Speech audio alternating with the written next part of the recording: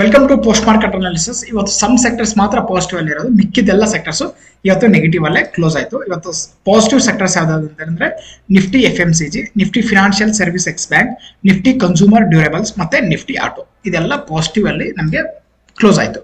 ಅದನ್ನ ಬಿಟ್ಟರೆ ಮಿಕ್ಕಿದ ಸೆಕ್ಟರ್ಸ್ ಎಲ್ಲ ಏನಾಗಿದೆ ಅಂತಂದ್ರೆ ನೆಗೆಟಿವ್ ಅಲ್ಲೇ ಕ್ಲೋಸ್ ಆಗಿದೆ. ಇವತ್ತು ಹೈಯೆಸ್ಟ್ ಬಿದ್ದಿರೋದು ಯಾವ್ದು ಅಂತಂದ್ರೆ ನಿಫ್ಟಿ ರಿಯಲಿಟಿ ಮತ್ತೆ ನಿಫ್ಟಿ ಮೆಟಲ್ 1.4%, 1.4% ನೆಗೆಟಿವ್ ಅಲ್ಲಿ ಕ್ಲೋಸ್ ಆಗಿದೆ.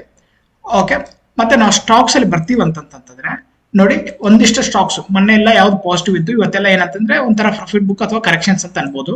Reliance, TCS, Bharti Airtel, HDFC bank ಮತ್ತೆ HCL ಟೆಕ್ನಾಲಜಿ ಇವತ್ತು 2% ಡೌನ್ ಆಗಿದೆ. ಮತ್ತೆ ಟೆಕ್ಎಂ ನೋಡಿ 1.2%, ಇಂಡಾಲ್ಕೋ 1.7%, ಟಾಟಾ ಸ್ಟೀಲ್ 1.8%, ಟ್ರೆಂಟು 0.9%. ಇವತ್ತೆಲ್ಲ ಟಾಟಾ ಗ್ರೂಪ್ಸ್ ಎಲ್ಲ ಸ್ವಲ್ಪ ಡೌನ್ ಅಲ್ಲಿ ಕ್ಲೋಸ್ ಆಯ್ತು.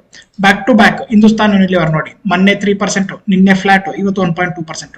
ಲಾಸ್ಟ್ ಒಂದು 4 to 5 ಟ್ರೇಡಿಂಗ್ ಸೆಷನ್ಸ್ ಅಲ್ಲಿ ಮೋರ್ ದೆನ್ 6% ರಿಟರ್ನ್ ಕೊಟ್ಟಿದೆ Hindustan Unilever. It is a large cap company. ನೋಡಿ, ಈ ತರ ಬಾಟಮ್ ಅಲ್ಲಿ ಬಿದ್ದಾಗ ನಾವು ಇನ್ವೆಸ್ಟ್ ಮಾಡಿದ್ರೆ ಈ ತರನ ನಾವು ಶಾರ್ಟ್ ಟರ್ಮ್ ಅಲ್ಲಿ ಎಕ್ಸ್ಪೆಕ್ಟ್ ಮಾಡಬಹುದು. ಅಂದ್ರೆ ವಿತ್ ಪರ್ಫೆಕ್ಟ್ ಆಗಿ ನಿಮ್ಗೆ ಎಂಟ್ರಿ ಗೊತ್ತಿದ್ರೆ ಅಂದ್ರೆ ನಾವು FD ರೇಟ್ ನ ಬೀಟ್ ಮಾಡಬಹುದು ಕರೆಕ್ಟ್ ಆಗಿ ಇನ್ವೆಸ್ಟ್ ಮಾಡಿದ್ರೆ ಈ ಸ್ಟಾಕ್ಸ್ ಅಲ್ಲಿ. ನೋಡಿ, Bajaj finance 1.4%, M&M 0.8%, power grid 0.64%. ಈ ತರ ನಮಗೆ ಇವತ್ತು ಮಾರ್ಕೆಟ್ ಮೊಮೆಂಟಮ್ ಆಯ್ತು. ನಾವು ನಿಫ್ಟಿಗೆ ಬರ್ತೀವಿ ಅಂತಂದ್ರೆ ನಾವು ನಿನ್ನೆ ಪೋಸ್ಟ್ ಮಾರ್ಕೆಟ್ ಅನಾಲಿಸಿಸ್ ಅಲ್ಲಿ ಡಿಸ್ಕಷನ್ ಮಾಡಿದಂಗೆ ಇಲ್ಲೊಂದು ರೆಸಿಸ್ಟೆನ್ಸ್ ಅಂತ ಹೇಳಿದ್ವಿ, ಇಲ್ಲೊಂದು ಸಪೋರ್ಟ್ ಅಂತ ಹೇಳಿದ್ವಿ. ಎಕ್ಸಾಕ್ಟ್ ಆಗಿ ರೆಸಿಸ್ಟೆನ್ಸ್ ಹತ್ರ ಓಪನ್ ಆಯ್ತು, ಸಪೋರ್ಟ್ ಹತ್ರ ಸಪೋರ್ಟ್ ತಗೊಂಡು ನೀಟಾಗಿ ಮೇಲೋಯ್ತು. ಕರೆಕ್ಟಾ? ಇಲ್ಲಿ ನೀವು ಸಪೋರ್ಟ್ ಹತ್ರ ಟ್ರೇಡ್ ತಗೋಬಹುದಾಗಿತ್ತು. ಯಾವ ತರ ಅಂತಂದ್ರೆ ಇಲ್ಲಿ ಅಮರ್ ಕ್ಯಾಂಡಲ್ ಬಂದಿದೆ, ಇದು ಐ ಬ್ರೇಕ್ ಅದ, ಟ್ರೇಡ್ ತಗೊಂಡ್ರೆ ಈಸಿಯಾಗಿ ಆಗಿರೋದು. ಅದನ್ನ ಬಿಟ್ರೆ ಇನ್ನೂ ಕನ್ಫರ್ಮೇಶನ್ ಯಾವ ತರ ಅಂತಂದ್ರೆ ಪ್ರೈಸ್ ಆಕ್ಷನ್ಸ್ ಪ್ರಕಾರ ಡೌನ್ ಬಂದು ಮೇಲೋಗಿ ಈ ತರ ನೋಡಿ, ನಿಮ್ಗೆ ಡೌನ್ ಬಂದು ಮೇಲೋಗಿ ಈ ಲೋನ ಬ್ರೇಕ್ ಮಾಡಲಿಲ್ಲ, ಈ ಲೋ ಬ್ರೇಕ್ ಮಾಡಲಿಲ್ಲ, ಈ ಐನ ಬ್ರೇಕ್ ಮಾಡ್ತಾರೆ. ಅಂದ್ರೆ ಯಾವ ಟ್ರೆಂಡ್? Up trend. ಕರೆಕ್ಟಾ? ಅದೇ ತರ ಅದನ್ನ ಬಿಟ್ರೆ ನಿಮ್ಗೆ ಇದು ಯಾವ ಪ್ಯಾಟರ್ನ್? W pattern. ಈಸಿಯಾಗಿ ನಿಮ್ಗೆ ಟಾರ್ಗೆಟ್ ಇಟ್ಟು ಈ ತರ ನೀವು ಟ್ರೇಡ್ ನ ಪ್ಲಾನ್ ಮಾಡಬಹುದಾಗಿತ್ತು. ಓಕೆ, ನಿನ್ನೆ ನೀವು ಪೋಸ್ಟ್ ಮಾರ್ಕೆಟ್ ನೋಡಿಲ್ಲ ಅಂತ ಅನ್ಕೊಳ್ಳಿ, ಇವತ್ತು ಯಾವ ತರ ಟ್ರೇಡ್ ಮಾಡಬಹುದಾಗಿತ್ತು ಅಂತ ಹೇಳಿ ನೋಡೋಣ. ಇದನ್ನ ನಾವೆಲ್ಲ ಡಿಲೀಟ್ ಮಾಡ್ಕೊಳ್ಳೋಣ, ಈ ಲೈನ್ಗಳೆಲ್ಲ ಡಿಲೀಟ್ ಮಾಡ್ಕೊಳ್ಳೋಣ. ಓಕೆ, ಮತ್ತೆ ಇದನ್ನು ನಾವು ಡಿಲೀಟ್ ಮಾಡ್ಕೊಳ್ಳೋಣ. ನೋಡಿ, ಮಾರ್ಕೆಟ್ ಇವತ್ತು ಒಂದೇ ರೇಂಜ್ ಅಲ್ಲಿ ಇತ್ತು, ಮೊನ್ನೆ ತರಾನೇ ಮಾರ್ಕೆಟ್ ಮೂವ್ಮೆಂಟ್ ಆಗ್ತಿದೆ. ನೋಡಿ, ಬ್ಯಾಕ್ ಟು ಬ್ಯಾಕ್ 3 ಡೇಸ್ ಇವತ್ತು ಏನಾಗ್ತಿದೆ ಅಂತಂದ್ರೆ ಒಂದೇ ರೇಂಜ್ ಅಲ್ಲಿ ಮಾರ್ಕೆಟ್ ಇದೆ.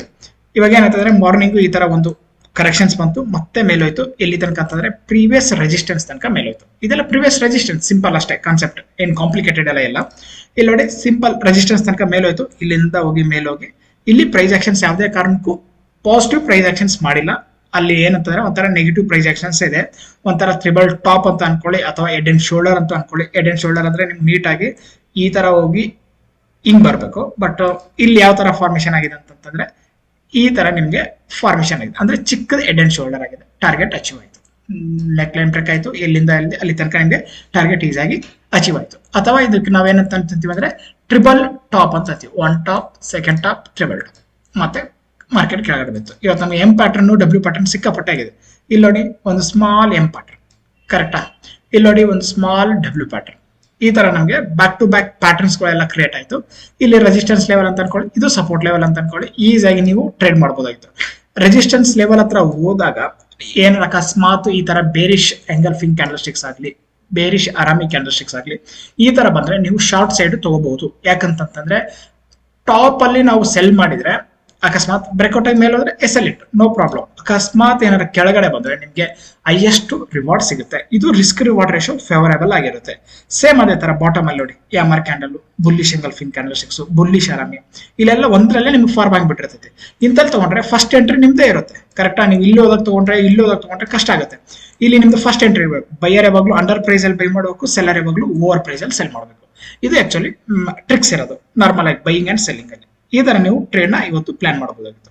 ಓಕೆ, ಇದೆಲ್ಲ ನಿಮಗೆ ಪ್ರೈಸ್ ಆಕ್ಷನ್ಸ್ ಗೊತ್ತಿಲ್ಲ ಅಂತಂದ್ರೆ ನಮ್ ರೇನ್ಬೋ ಸ್ಟ್ರಾಟಜಿ ಯಾವ ತರ ವರ್ಕ್ ಆಗಿದೆ ಅಂತ ನೋಡೋಣ. ಅಂದ್ರೆ ಜಸ್ಟ್ ಆ ಸ್ಟ್ರಾಟಜಿ ಇಟ್ಕೊಂಡು ನೀವು ಯಾವ ತರ ಟ್ರೇಡ್ ಮಾಡಬಹುದಾಗಿತ್ತು ಇವತ್ತು ಅಂತ ಹೇಳಿ ನೋಡಿ. ನಿಮ್ಗೆ ಏನಂದ್ರೆ ಇದು ನಿನ್ನೆದೇ ಕಂಟಿನ್ಯೂಸ್ ಆಗಿತ್ತು, ಇವತ್ತು ಮತ್ತೆ ಸೆಲ್ ಸೈಡ್ ಬಂತು. ಇಲ್ಲಿ ಬಿಡಿ, ಇಲ್ಲಿ ನಿಮ್ಗೆ ರಿವರ್ಸ್ ಆಗಿ ನೀಟಾಗಿ ರಿವರ್ಸಲ್ ತೋತು, ಒಂದು ಪಾಸಿಟಿವ್ ಟ್ರೆಂಡ್. ಓಕೆ, ಇಲ್ಲಿ ನೀವು ಸೆಲ್ ಮಾಡ್ತೀರಾ ಅಂತಂದ್ರೆ ನೋಡಿ, ಅದು SL ಆಗಿಲ್ಲ, ಕಂಟಿನ್ಯೂಸ್ ಆಗಿ ಟಾರ್ಗೆಟ್ ಇಟ್ಟು ಅಲ್ಲಿ ಮಾಡಿಲ್ಲ ಅಂತಂದ್ರೆ ನೀವು ಇಲ್ಲಿ ಮಾಡ್ತೀರ ಅಂತಂದ್ರೆ ಒಂದು ಸ್ಮಾಲ್ ಹೋಗಿ SL ಆಗುತ್ತೆ. ಇಲ್ಲಿ ನೀವು ಮಾಡ್ತೀರ ಅಂತಂದ್ರೆ ಸ್ಮಾಲ್ ಹೋಗಿ SL ಆಗುತ್ತೆ. ಇಲ್ಲಿ ನೀವು ತಗೋತೀರ ಅಂತಂದ್ರೆ ಬಿಗ್ ರಿವಾರ್ಡ್ ಆಗುತ್ತೆ. Per day only 3 trade. ನಿಮ್ ನೋಡಿ, ಇಲ್ಲಿ ಒಂದು ಟ್ರೇಡ್ ಸಿಕ್ತು, ಇಲ್ಲಿ ಒಂದು ಟ್ರೇಡ್ ಸಿಕ್ತು, ಇಲ್ಲಿ ಒಂದು ಟ್ರೇಡ್ ಸಿಕ್ತು. 3 ಟ್ರೇಡ್ ಅಲ್ಲಿ 2 ಟ್ರೇಡ್ ಪ್ರಾಫಿಟ್, 1 ಟ್ರೇಡ್ ಲಾಸ್. ಇದು ನಿಮ್ಗೆ ಪ್ರಾಫಿಟ್, ಇದು ನಿಮಗೆ ಲಾಸ್, ಇದು ನಿಮ್ಗೆ ಫುಲ್ ಪ್ರಾಫಿಟ್. ನೋಡಿ, ಇಲ್ಲಿ ಮೇಲೆ SL ಇರುತ್ತೆ, ಇಲ್ಲಿ ನಿಮಗೆ ಫುಲ್ ಬಾಟಮ್ ತನಕ ನೀವು 1:2 1:4 ಅಷ್ಟೆಲ್ಲ ನೀವು ರಿಸ್ಕ್ ರಿವಾರ್ಡ್ ರೇಷಿಯೋನ ಮೇಂಟೈನ್ ಮಾಡ್ಬೋದು. ಅದೇ ತರ ಸಪೋರ್ಟ್ ಅಂಡ್ ರೆಸಿಸ್ಟೆನ್ಸ್ ಯಾವ ತರ ವರ್ಕ್ ಆಗಿದೆ ಅಂತೇಳಿ ನೋಡೋಣ. ಇವಾಗ ನೋಡಿ ಸಪೋರ್ಟ್ ಅಂಡ್ ರೆಸಿಸ್ಟೆನ್ಸ್ ಎಲ್ಲರೂ ಕೇಳಬಹುದು ಕ್ವಶನ್ಸ್, ಇಲ್ಲಿಂದಾನೆ ಯಾಕೆ ಮಾರ್ಕೆಟ್ ಮೇಲೆ ಹೋಯ್ತು ಯಾಕಂತಂದ್ರೆ ಅಲ್ಲಿ ಸಪೋರ್ಟ್ ಲೆವೆಲ್ ಇದೆ. ಎಷ್ಟೋ ಜನ ನೋಡಿ ಕಂಟಿನ್ಯೂಸ್ ಆಗಿ 3 ದಿನದಿಂದ ನಾವು ಸಪೋರ್ಟ್ ಲೆವೆಲ್ ಹತ್ರ ಬಂದ್ರೇನೆ ಮಾರ್ಕೆಟ್ ಮೇಲೆ ಹೋಗ್ತಿದೆ.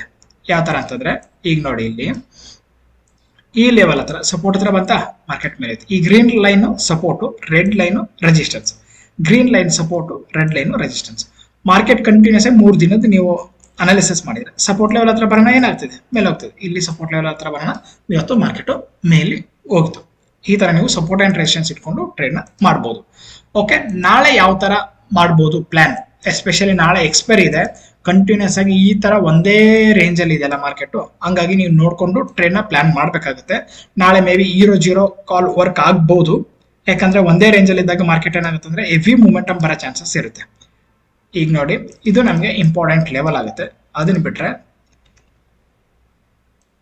ಈ ರೆಸಿಸ್ಟೆನ್ಸ್ ಲೆವೆಲ್ ನಮಗೆ ಇದು ಬೇಕಾಗುತ್ತೆ.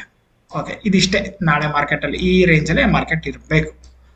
ಓಕೆ, ಇದೇ ರೇಂಜ್ ಅಲ್ಲಿ ಇತ್ತಂತಂದ್ರೆ ನೀವು ನೀಟಾಗಿ ಟ್ರೇಡ್ ಮಾಡಬಹುದು. ಮೇಲೆ ಸಪೋರ್ಟ್ ಅಂಡ್ ರೆಸಿಸ್ಟೆನ್ಸ್ ಇದೆ, ಈ ತರ ಇದೆ, ನೀವು ನೋಡಿ ನೀಟಾಗಿ ಸ್ಕ್ರೀನ್ ಶಾಟ್ ತಗೊಳ್ಳಿ. ಇದನ್ನು ಮಾರ್ಕೆಟ್ ಏನಾದ್ರು ಫ್ಲಾಟ್ ಓಪನ್ ಆಯ್ತು ಅಂತ ಅನ್ಕೊಳ್ಳಿ, ಮೇ ಬಿ ಡೌನ್ ಬಂದು ಮೇಲ್ ಹೋಗ್ಬೋದು ಅಥವಾ ಈ ತರ ಮೇಲೋಗಿ ಒಂದು ರಿವರ್ಸಲ್ ಬರ್ಬೋದು. ನಾಳೆ ಒಂಥರ ಟ್ರೆಂಡಿಂಗ್ ಇರಬಹುದು ಅಂತೇಳಿ ಒಂದು ಪ್ರಿಡಿಕ್ಷನ್ಸ್. ಯಾಕಂದ್ರೆ ಕಂಟಿನ್ಯೂಸ್ ಆಗಿ 3 ದಿನದನ್ನು ಮಾರ್ಕೆಟ್ ಒಂದೇ ರೇಂಜ್ ಅಲ್ಲಿ ಇತ್ತು. ನೋಡಿ ಮಾರ್ಕೆಟ್ ಒಂದೇ ರೇಂಜ್ ಅಲ್ಲಿ, ಇಲ್ಲಿಂದ ನೀವು ಅಬ್ಸರ್ವ್ ಮಾಡ್ತೀರಾ ಅಂತಂತಂದ್ರೆ ಇದೇ ರೇಂಜ್ ಅಲ್ಲಿ ಮಾರ್ಕೆಟ್ ಇದೆ. ನೋಡಿ ಏನೋ ಬ್ರೇಕ್ಔಟ್ ಆಗಿ ಮತ್ತೆ ಕೆಳಗಡೆ ಬಂದು ಅದೇ ರೇಂಜ್ ಅಲ್ಲಿ ಕೂತ್ಕೊಂಡಿದೆ. ಇವಾಗ ಮೇ ಬಿ ಏನಾರ ಬ್ರೇಕ್ಔಟ್ ಆಯ್ತು ಅಂತ ಅನ್ಕೊಳ್ಳಿ, ಬ್ರೇಕ್ಔಟ್ ಅಥವಾ ಬ್ರೇಕ್ ಡೌನ್ ಆದ್ರೆ ಒಂದು ಒಳ್ಳೆ ಮೂಮೆಂಟಮ್ ಬರ್ಬೋದು.